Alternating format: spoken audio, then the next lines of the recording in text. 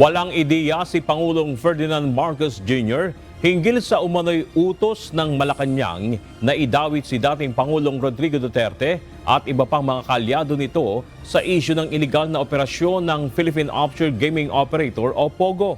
Sa panayam kay PBBM kahapon sa Lao People's Democratic Republic, natanong siya hinggil sa naging paratang ni Senator Ronald De La Rosa kay Jennifer Francisco o mas kilala bilang Mary Ann Maslog na mayroon umanong nag-utos dito mula sa Malacanang para idawit sila ni dating Pangulong Duterte at Senador Bongo kay Alice Guo at mga krimen na iniuugnay sa POGO.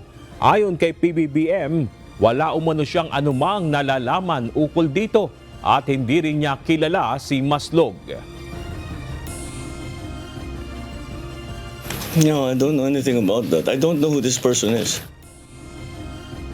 Sa nakaraang Senate hearing, iginiit ni Senator Bato na mayroon umano siyang impormasyon na mayroong tao mula sa Malacanang ang kumausap kay Maslog para kumbinsihin si Alice Guo na idawit si dating Pangulong Duterte, siya at si Senator Bongo kaugnay sa issue ng POGO.